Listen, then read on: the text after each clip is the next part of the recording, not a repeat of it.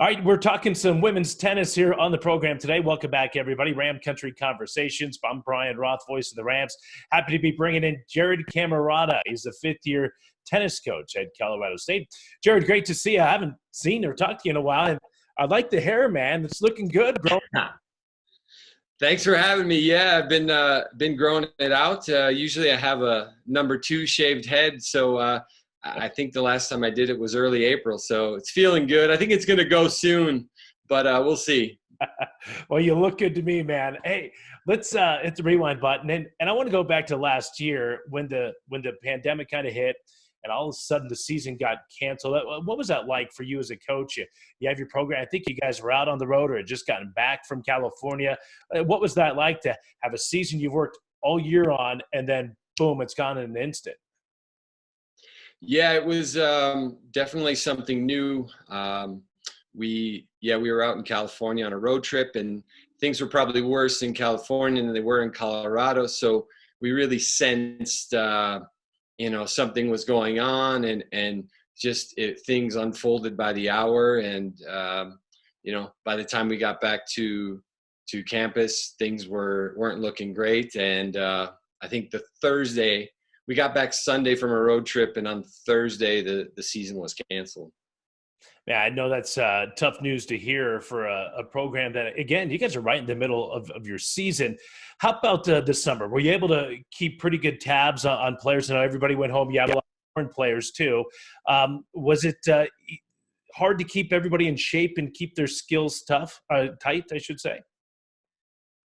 Well, I think it was hard for us all to connect with a good bit of internationals. You have so many time zones. I think New Zealand is about 6 hours behind us, but it's the following day. Ukraine is about 8 or 9 hours in front of us. And then we have some still in the U.S. We had Lou in Sweden, who's about 6 or 7 hours. So it was hard to get us all on a Zoom call at the same time. But I think I wasn't so worried about tennis because I know they all love to work out. They love to play tennis.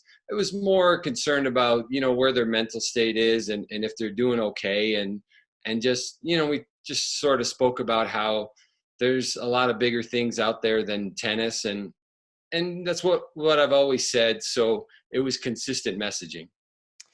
All right. Well, the student athletes have been back for a while now, obviously going to school, and you guys are on the court practicing. And I think all the players are back except for one, if I'm not mistaken. But I know it probably feels good to kind of have, I don't want to call it normalcy, but at least a little bit of normalcy back on the court with the players.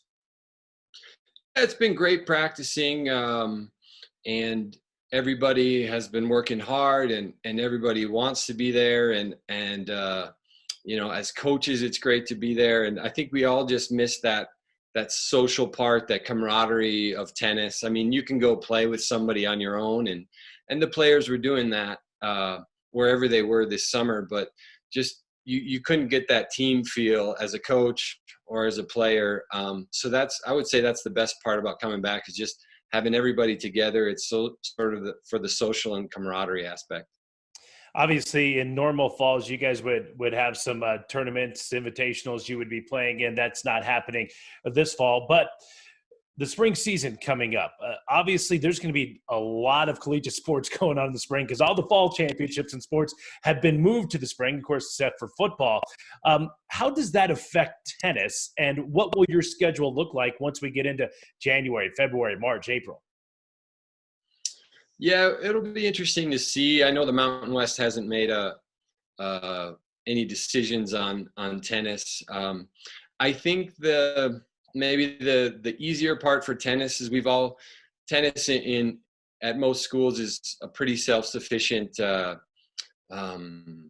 entity, and we do get help, and we appreciate it when facilities and everybody does it. But also, in the mornings, I get out the blower and blow the courts if there's leaves on it or pine needles, or now there's some ash on the courts in the morning. So, we do a decent bit ourselves.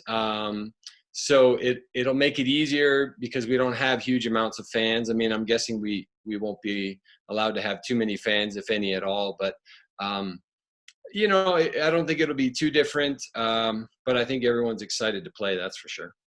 Yeah, final thought. You mentioned the ash on the courts. We've heard from football; they've had interruptions in practice because of the smoke. How about you guys? Have you had some interruptions with that as well? Yeah, unfortunately, at least one day a week, we've had to cancel practice because of ash or air quality. A lot of times, is what it's been. But I think we know that everybody's working really hard, and the first responders out there, and everyone's putting their lives on the line to stop these fires. So we're very appreciative, and we're really, I can't say I usually say this, but we're hoping for a blizzard this weekend. No, that's fun. That's right. That's not what tennis coaches usually wish for. All right. Hey, Jarod, thanks so much. Really appreciate you taking some time out and joining us here today. Thank you, Brian. Thanks for your time. We appreciate what you do. All right. That's Jarod Camerota, the fifth-year head women's tennis coach here at Colorado State. I'm Brian Roth saying so long. Thanks for watching Ram Country Conversations.